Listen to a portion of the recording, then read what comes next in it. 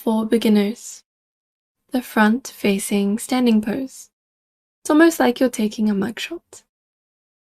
But I think we all kind of know that this is not the ideal pose that we want for a character illustration. Amongst other things, it is stiff and boring. Over here, I used it because I needed to create a reference for the character when I was designing it. I wanted something that was easy to take the color and design of the character off of. So that's why this standing pose was suitable. But when it comes to actually creating an illustration of the character, we want it to be visually interesting and appealing for the viewer. So no longer does this pose really fit our needs. So when we look at the composition of other artists, I think it's quite easy to notice that things like dynamic poses or hair that always looks like it's blowing in the wind can create an interesting and lively effect for the viewer. And yet, when you try it for yourself, perhaps it just doesn't hit the same. At least that's how I felt some years ago. I've put an example here. In fact, this pose that I've drawn is a traced over pose of something I drew from years ago. Clearly, the pose has a lot more going on than this standing pose over here. The legs are crossing over each other and the hair is going wild along with the elements of her outfit. They're clearly fanning out into different shapes. But why does it still not look that great? I'm going to go over some of the common mistakes that can be made at this level of understanding towards poses and silhouettes, and go over what kind of improvements can be made to push you to that next level. Imagine you want to say something like, the character is drifting down, enveloped in a contemplative and gentle melancholy, but what gets interpreted out is the person is falling and feeling kind of sad. That is the difference between being able to convey your intention successfully through the use of your skill. That is why every attention to detail and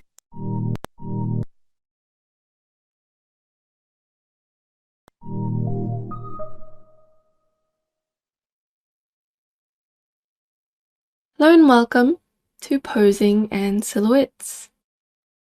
Here we have one of the most basic poses ever and an easy default for beginners. The front-facing standing pose. It's almost like you're taking a mugshot. But I think we all kind of know that this is not the ideal pose that we want for a character illustration. Amongst other things, it is stiff and boring. Over here, I used it because I needed to create a reference for the character when I was designing it. I wanted something that was easy to take the color and design of the character off of. So that's why this standing pose was suitable. But when it comes to actually creating an illustration of the character, we want it to be visually interesting and appealing for the viewer. So no longer does this pose really fit our needs. So when we look at the composition of other artists, I think it's quite easy to notice that things like dynamic poses or hair that always looks like it's blowing in the wind can create an interesting and lively effect for the viewer. And yet, when you try it for yourself, perhaps it just doesn't hit the same. At least that's how I felt some years ago. I've put an example here. In fact, this pose that I've drawn is a traced over pose of something I drew from years ago. Clearly, the pose has a lot more going on than this standing pose over here. The legs are crossing over each other and the hair is going wild along with the elements of her outfit. They're clearly fanning out into different shapes. But why does it still not look that great? I'm going to go over some of the common mistakes that can be made at this level of understanding towards poses and silhouettes, and go over what kind of improvements can be made to push you to that next level. Imagine you want to say something like, the character is drifting down, enveloped in a contemplative and gentle melancholy, but what gets interpreted out is the person is falling and feeling kind of sad. That is the difference between being able to convey your intention successfully through the use of your skill. That is why every attention to detail and thought that goes into the artwork matters. So the first point I want to make is about the silhouette. The silhouette is important in conveying clarity. We want the pose to be readable so that the viewer can intake the information we want to convey to them with ease.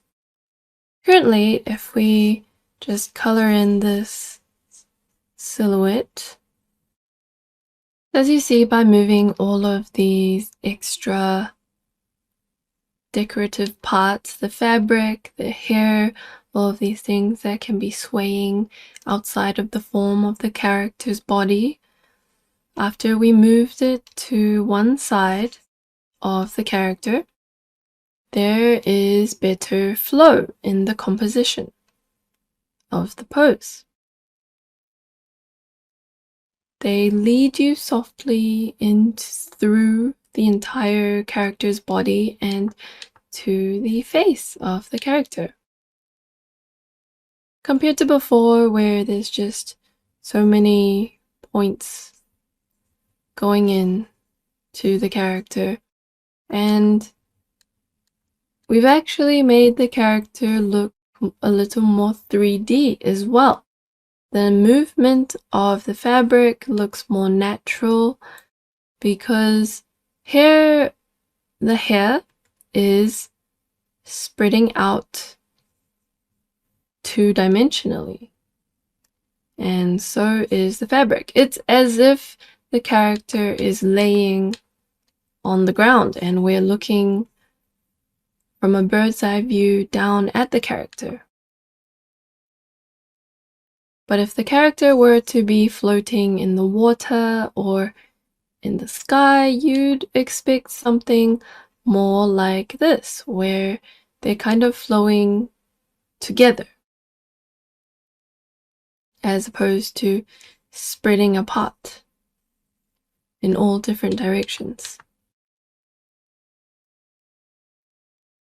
By leaving one side cleaner, we also get a better understanding of the character's body at this point down here, because the legs the feet no longer have these complicated shapes behind it. So instead we get a clear silhouette of the feet and legs.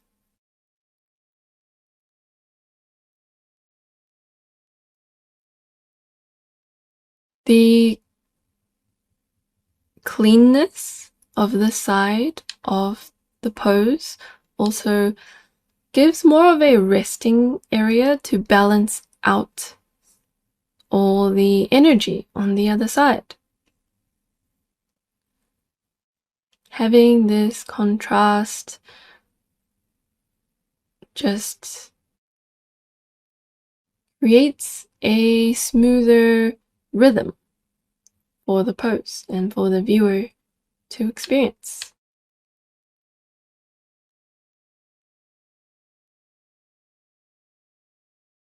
The next thing that we can consider changing about this pose is the pose of the body itself.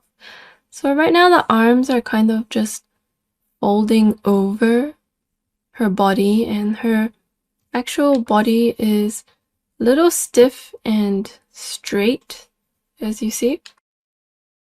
I'd say that the straightness of the body is actually okay because it contrasts against the smooth and silkiness of the elements behind it, which actually helps the body stand out a little. Of course, we don't want it too stiff, but I think that in this case, it is looking okay. However, I want the arms to be more noticeable. Right now, we have this arm tucked away somewhere behind the body, and this arm is kind of leaning over, grabbing the side.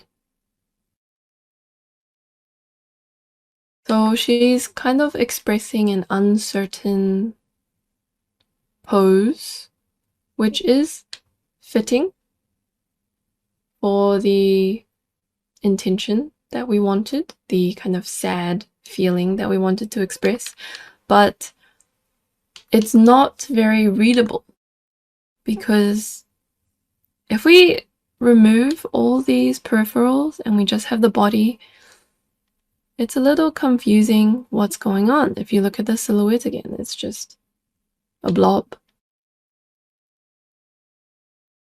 So we want to make this little clearer for the viewer to understand. There are a few options.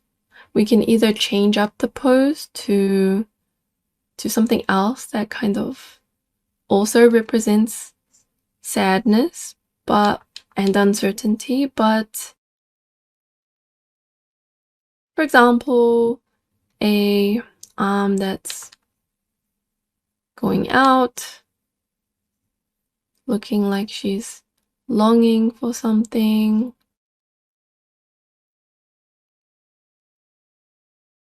or her arm is going up towards her face as if pondering in thought. But say we want to keep the essence of this pose but make it better. How would we go about that? First, I would want to make this hand definitely more readable and not just disappearing behind the body. I want it to stick out a little bit just so that the silhouette of what this arm and hand is doing is more obvious.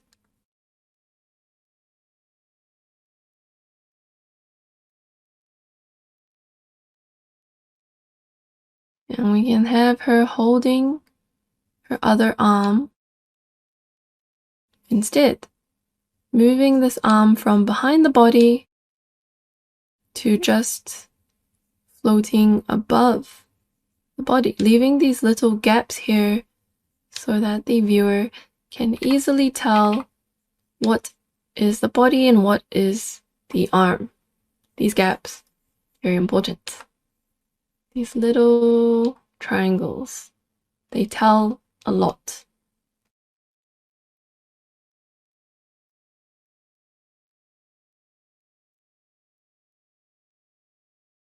So just by making this small adjustment, it is essentially the same pose, but a lot easier to understand, easier to digest. If you fill it in again, you'll see that these little triangles really help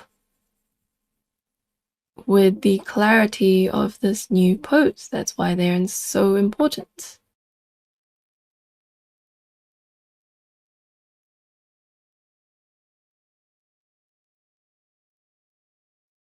Without them, it would be very difficult to tell what's going on in the middle of the body. But with them, you can understand that the arms are coming out here. And one arm is grabbing onto the other arm.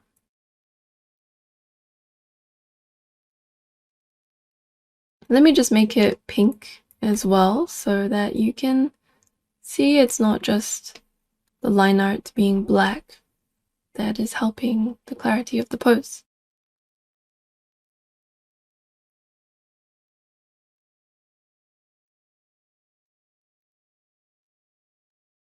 I think I do want to make the lines here a little less like a square.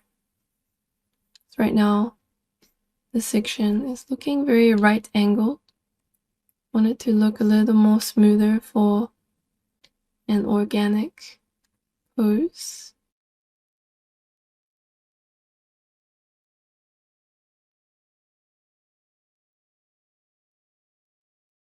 Adding just a little bit of subtle angle to remove that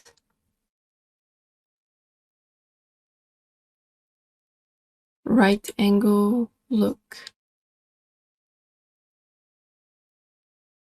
Because something unnatural like a right angle, it will attract a lot of attention on an organic body, and I don't want that. I want the pose to be clear, but I don't necessarily want the arm to attract so much attention.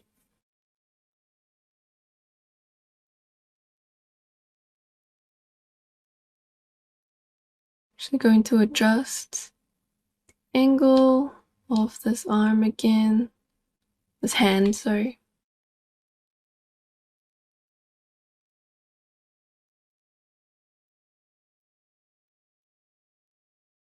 And there we go.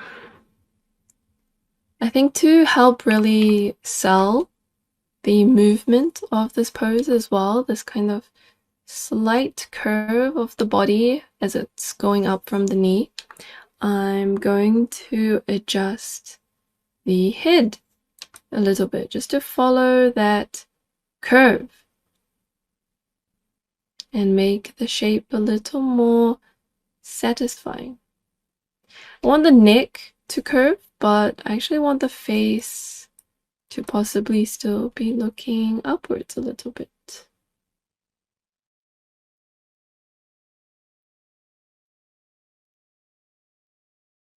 So if we compare it to before,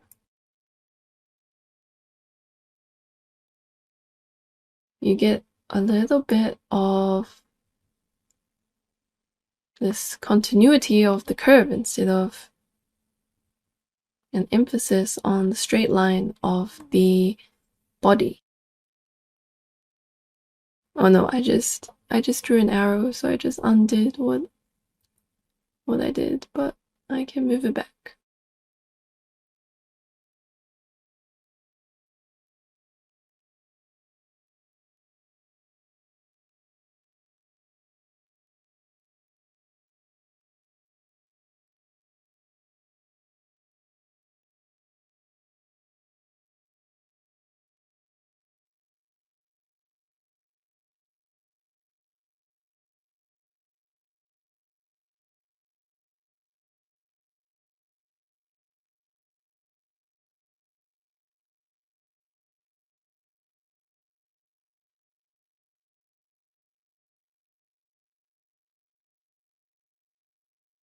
Knowing how to manipulate the body in these ways is about understanding the joints and limitations and what's opposite of limitations?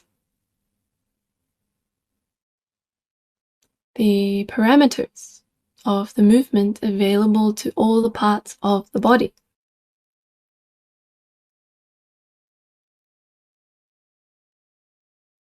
Especially for dynamic poses, often you end up pushing the body into unnatural positions, but unnatural positions make for good poses. Just ask any cosplayers. They make the pose look so natural, and yet, when it comes to doing the pose, It's a whole other story.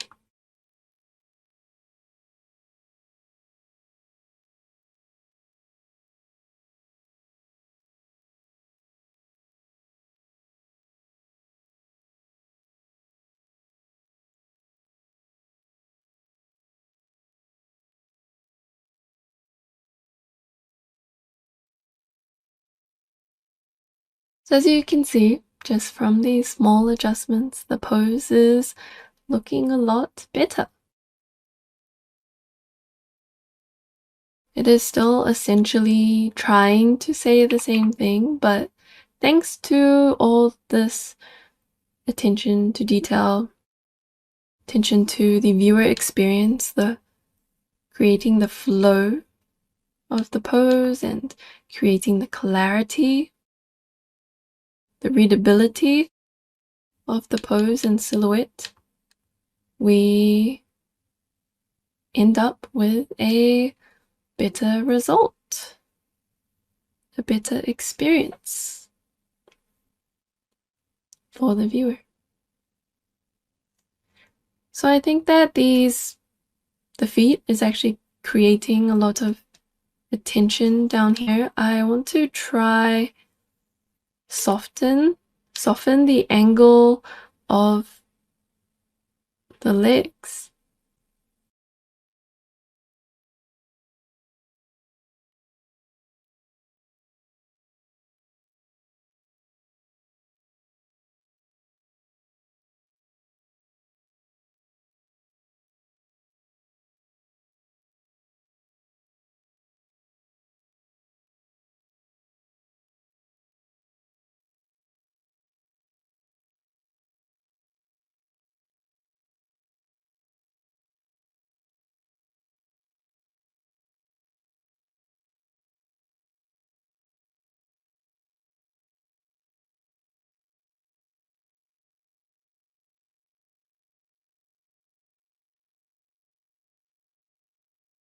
Because while it can be good to have these triangles that express the shape of the legs perfectly, it can end up looking a little unnatural as well. If the legs just have these shapes in between them just perfectly. Too much space almost, because we don't usually have that much room between the legs, especially for a softer pose. So that's why I'm trying out moving the leg down a little bit.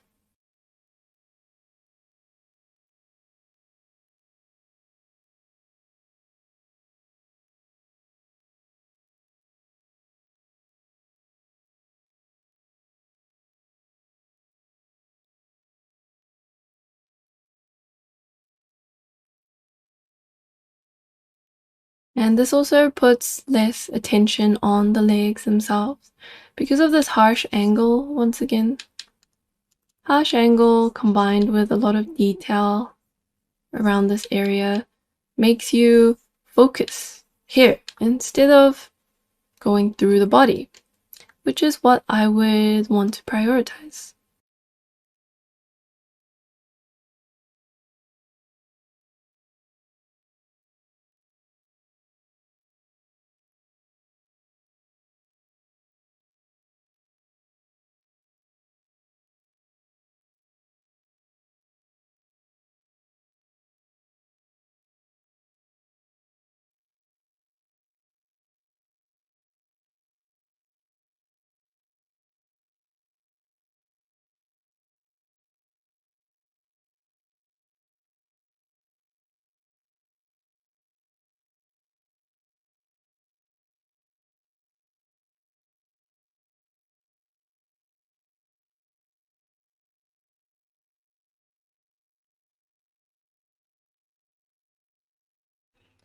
Gone ahead and cleaned it up a little bit, just because while I was making all the edits, the lines gotten a little messy and hard to understand, but here you can see the changes that I've made. I went ahead and colored in the silhouettes as well.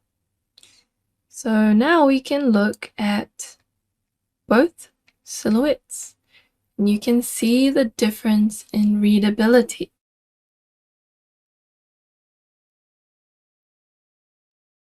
This one has these little gaps that tell you a lot of information compared to here, where it's just a void of darkness. And all you have to work with are these complicated exterior edges. But here, just thanks to these little gaps, we can tell that the arm is coming down this way, the other arm is coming down this way. And I move the hair as well so that it's not blocking this area of the face, and you can get a clearer understanding of the face position. You can also see the foot. I think you can see the foot in this one as well, but I might not have colored it very well. Not as defined, at least. The shape of the foot, even if I color it in a little better, it's kind of too similar to the ends of the fabric, and it's hard to tell what's the foot, what's the fabric, whereas here it's a little clearer. I want to clarify a little bit that it's possible some of you may actually prefer this first pose. Maybe you think it's more appealing to you for whatever reason. Perhaps you enjoy it more than the changes I have here. So I am not saying that this is the correct answer to posing and silhouettes. This is what you have to do every time. That's not what I'm saying.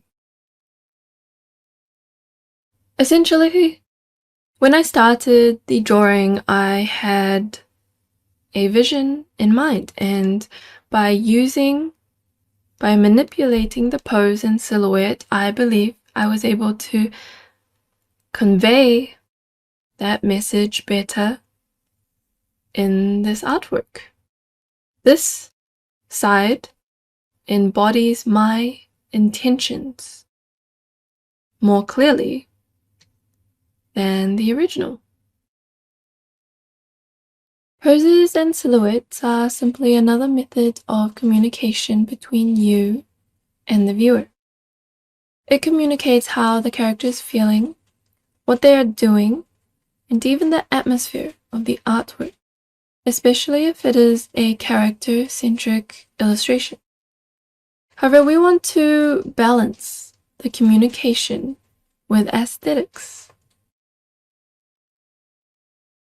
In some cases, you may need to prioritize one over the other, but it's good to keep in mind that both are valuable and can pull your illustration in different directions. The pose has a huge impact on the composition of the artwork, and we want to ensure a harmonious viewing experience for the viewer, especially since this drawing is meant to portray a reflective and melancholic sort of feeling. To achieve that, you can soften hard angles, such as what I've done here with the legs and the fabric and the hair. These approached the body at a tangent. If you imagine the edge of the body here, these are kind of just flying in perpendicular into the body. Maybe with a little bit of a curve, but I have created an easier path into the body in this new pose. And the knee no longer has this harsh right angle.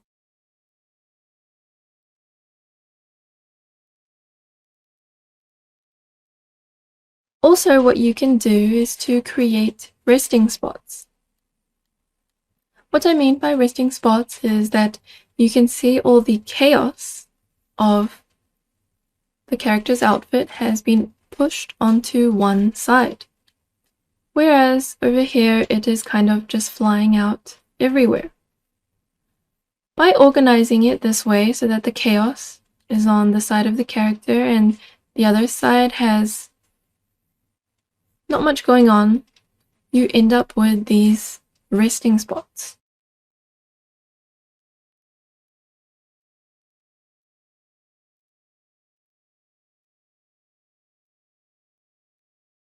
The last part I want to go over in this section is about using references. So let's say you already have a drawing and you have a level of understanding of anatomy and posing that allows you to create something like this from your memory. It looks okay, almost acceptable, but you feel that it's just missing something or that it looks a little stiff, or you just don't know how to make the pose more appealing. Well, I suggest one option that you can use to really bring out the character's charm is by using a reference that already has a charming pose. So for me, I went and found this reference by this French artist who is already in the public domain. I am going to look at this and analyze what is my pose lacking that his pose has.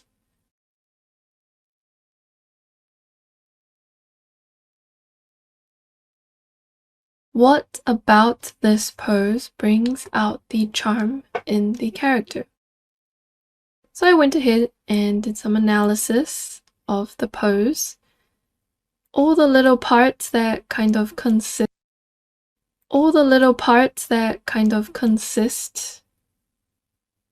of this painting. I've noticed that the face turns towards the camera. It's almost exactly front on, but the head is tilted to one side. The head is tilted, and yet the figure is skewed the opposite direction to the face. So if we have someone sitting, the face is going this way, but the body is going this way.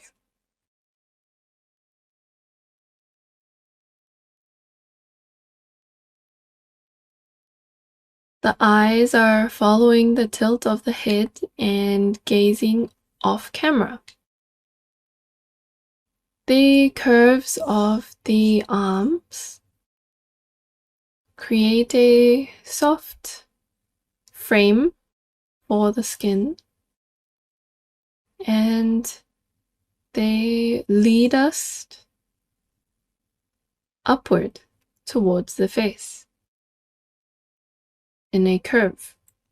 Whereas my pose, it is quite stiff in the angles, with a sharp angle at the elbow and these right angle corners once again.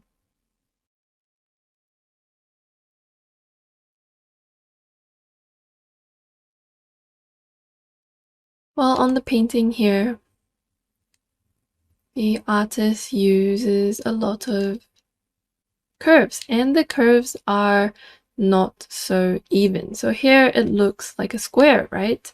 But here it is more like a round trapezium. And you can see a little bit of perspective going on as well, from this elbow to that elbow and this shoulder to that shoulder. So you can see that this side is further away from the camera. I'm going to try and integrate these into my own pose, my own drawing. You can see that you can notice that the weight of the character is also supported by the elbows. So it feels that the head and the shoulders are really leaning on the elbows, whereas in this artwork it feels as if my character is leaning back and that the elbows are just supporting the weight of the hand and the arm. So now that I've analyzed this pose, I'm going to roughly sketch it out.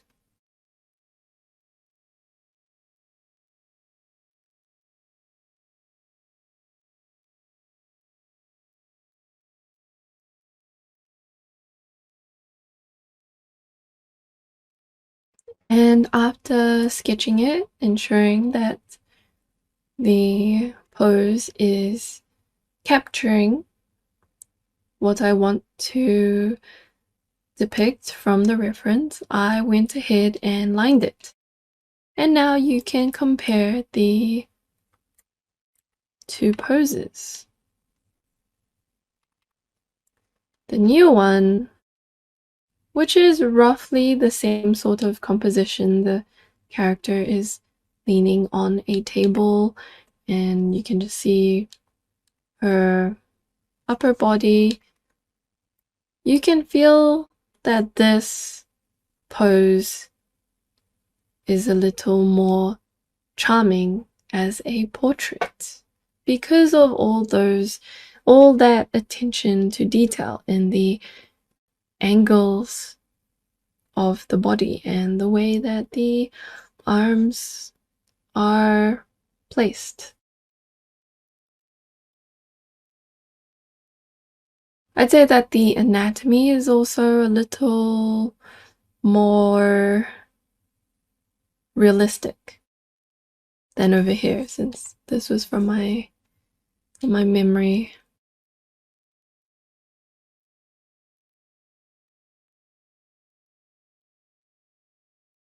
But yeah, when you're looking at the reference, essentially you want to apply your own rules and take just what you learn from the pose. Your own rules being the way you want to stylize the character, the proportions that you want to depict, especially for anime art, the proportions are quite different from this reference. This reference is much more realistic. So you can see that I haven't analyzed any other factor from this reference, just the pose and the placement of the character's body parts.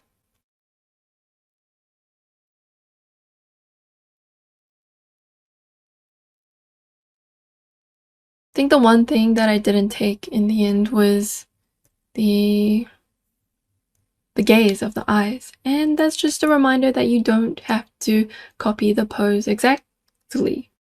You can just take the parts that you want, the parts that you think will make your artwork look better. For example, if you don't want the head tilt, don't incorporate it. You could change the head position or find another reference for the head that you enjoy and combine the two.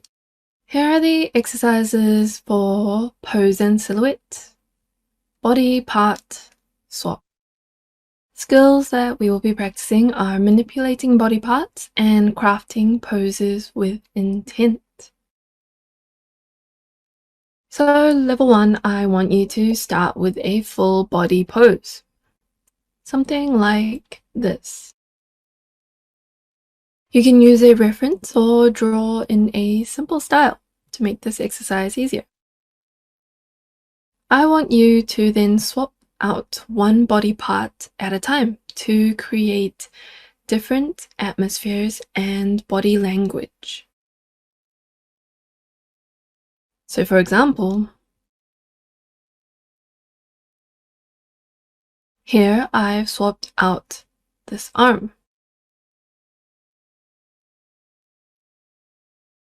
And then after that, I swap out the other arm. Then the leg and the other leg. And while you are swapping out the body parts, I want you to take a note of what kind of effect each change has on the body language and the atmosphere of the character.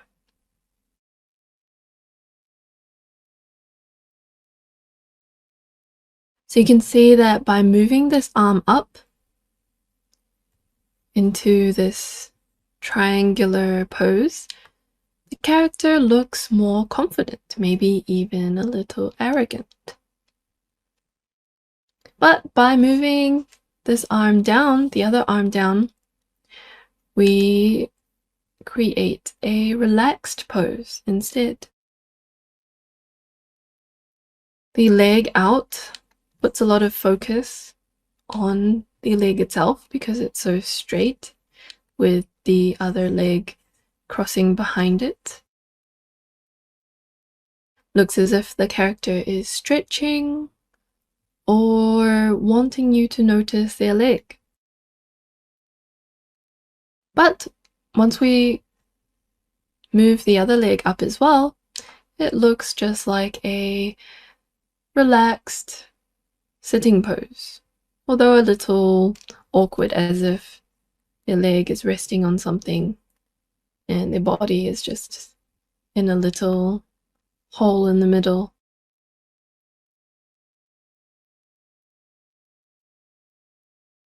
After you've done this and you have a pose that you like, I want you to take it and enhance it through the use of a reference.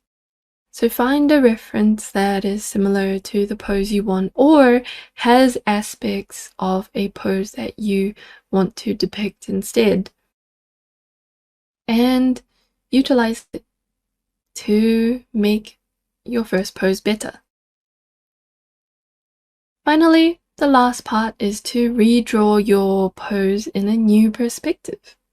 Find a good angle. After all, angles matter a lot. It can change one selfie